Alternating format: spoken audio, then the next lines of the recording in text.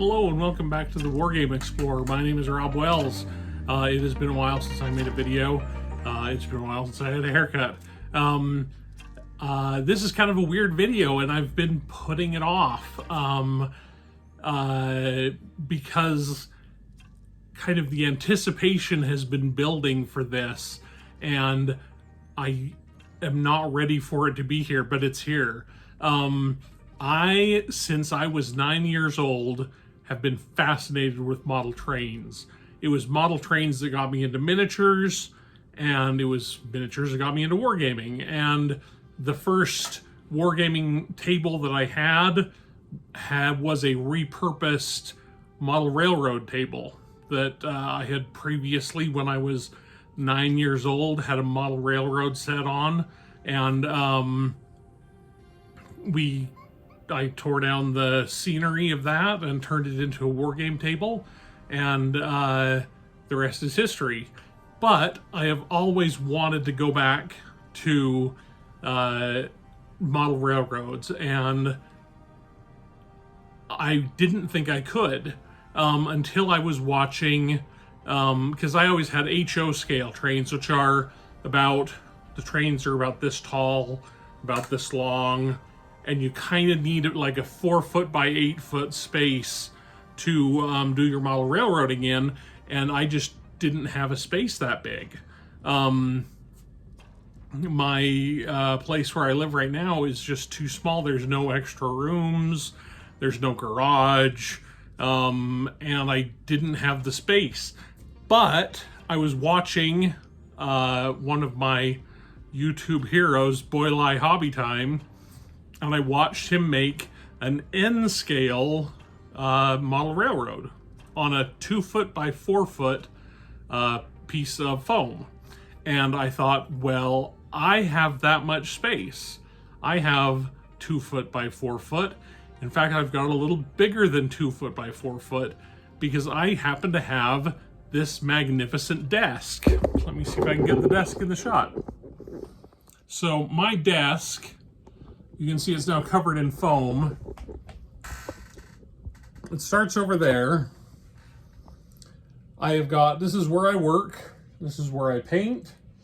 And previously, everything behind there had been stuff, but it was mostly junk because this desk is so enormous that I can't reach the corners. Like, everything on the opposite side of this monitor was essentially worthless because I couldn't reach it, and everything that was over there in that corner was essentially worthless because I couldn't reach it.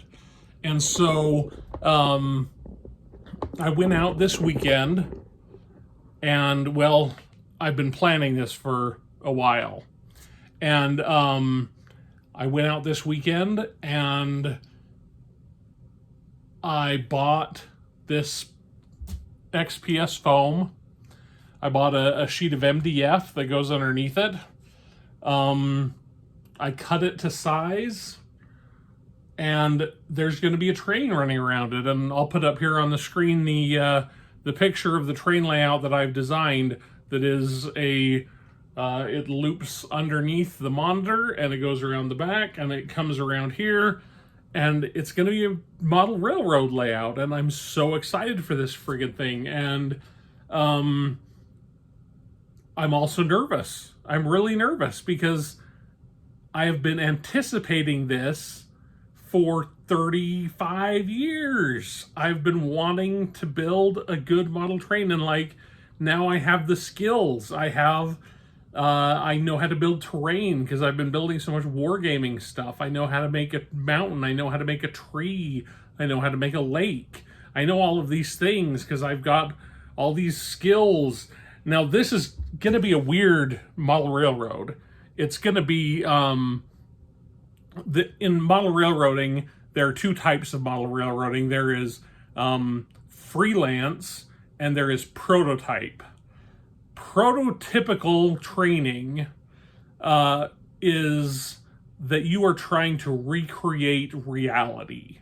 And it might be reality from 1951 in Des Moines, or it might be reality from 1894 in New York City, but you are trying to recreate something real. The buildings look right, the trains look right, the industries are the industries that were there in that time and place. And that is prototypical model railroading. I want none of that. I have no interest in that. In fact, I'm not even building any spurs off of this layout. It is 100% meant to be a train that goes around. And while I work every day, it will be a train that goes around, and that is all that I want.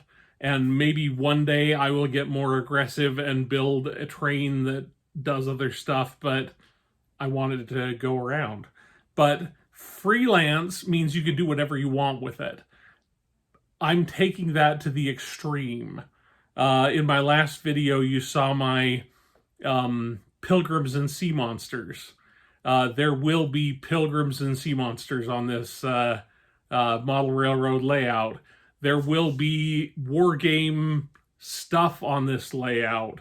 I've already picked out which scene from World War II is going to take place in one corner of a mountain with bolt action figures and a tank, and I've already picked out which tower from Tabletop World is going to be on top of the mountain, and I've already got all these things figured out, and I'm just so excited. And this project is going to take months. It's going to be a long project, mainly because it takes a long time.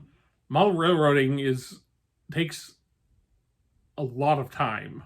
It is a full-time hobby, and I want to also continue doing wargaming, and so it's going to be a half and half kind of thing.